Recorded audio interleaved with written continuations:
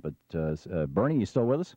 I am still on. And let me just say a word about John's. It's really not a laughing matter. I was being funny about it. Yeah. But the truth is that there are, the way the scam works, we called it a bait and switch, is that they send you this solicitation with big letters, 0 interest rate, 2% interest rate, and so forth and so on. And if you read the very small print on page 4, what you really find is that for any reason whatsoever, they can change the rates to almost any level they want. So you end up finding people in our country paying 25, 28% interest rates, which is absolutely inexcusable. I think that we've got to go back to dealing with usury legislation, which says that people who are charging these banks and credit card companies and subprime people who are charging these outrageous interest rates just can't be allowed to do that. And that's an issue we are going to take a look at. Yeah, it's, again, re-regulating. There are certain areas, particularly with finance, where it's so complex. I mean, who can actually read a mortgage document and make sense out of it? I had a lawyer. And you got a lot of desperate people. You've seen some of these things. They literally come to you in what is a say a $5,000 check. Check made out to Thom Hartmann, $5,000. Just sign it, and you get $5,000. Well, you know what? If you're desperate, you've just lost your job. You have big medical expenses. Yeah, you may cash that and not know that you're going to be paying 25, 28% interest rates on that. So, yeah, it's grim stuff. Let's go to some more of our C-SPAN callers. By the way, Bernie, if you need to take a break, let me know. No, I'm doing. You're going to be okay for the hour. Okay, great. Sure. Bob in Detroit, watching on C-SPAN. Bob, you're live with Senator Bernie Sanders.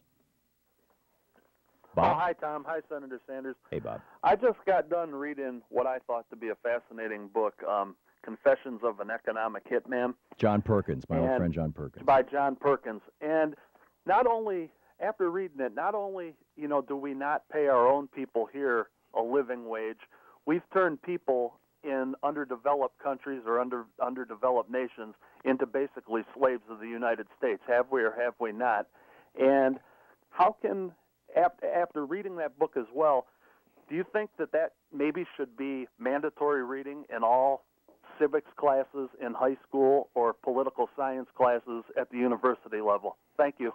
Or perhaps perhaps the larger issue, Bernie, should we be teaching in our civics classes basically the history of what is called imperialism or what is called empire? I mean, I think a lot of kids graduate from high school having no understanding of these things. Let me get more basic than that. I mean, I think we should be teaching in our schools civics and government and the role of government in a democratic society. And one of the things that concerns me is and I go out to a lot of schools in the state of Vermont, and the kids in our state are just great.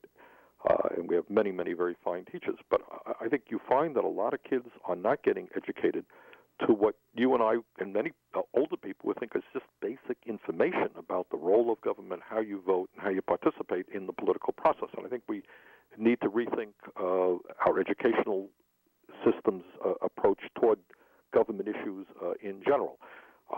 But the answer, you have a lot of kids who don't know that when the Vietnam War was fought as opposed to the Civil War and so forth and so on. And certainly the role of the United States in Latin America and throughout the world, the kinds of wars that we have made and interventions that we have sponsored to protect corporate interests against the needs of people, the blowback that those efforts have caused.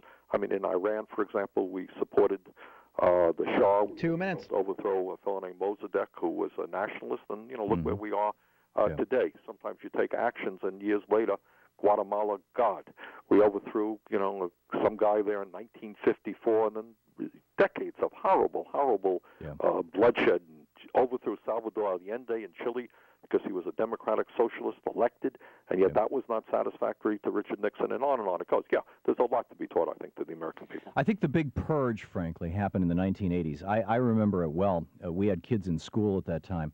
And after Reagan was elected, you got David Horowitz running around the universities right now going, oh, my God, there's communists in the universities. Look at Ward Churchill. There's lefties. They're professors. They're too liberal.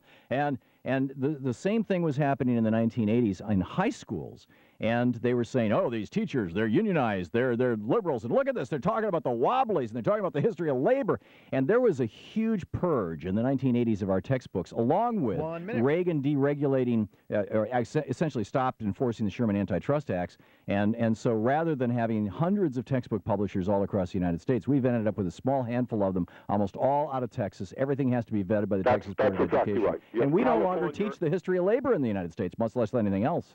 That's right. I mean, you have California and Texas, who consume so many of the textbooks, playing a very key role in determining what will be in those textbooks. But in terms of, again, celebrating Labor Day this weekend, it is just amazing how little history there is about the role of working people and organizing efforts and what that has meant in terms of worker protections, worker safety, 40-hour work week, Medicare, Medicaid, affordable housing, and so forth. That's a whole part of our history that a lot of young people just don't understand. Yeah, and all the more the tragedy. I really think that there needs to be an effort to bring civics back into our schools. I absolutely agree with you. That is more than just memorizing dates, which also means getting rid of No Child Left Behind.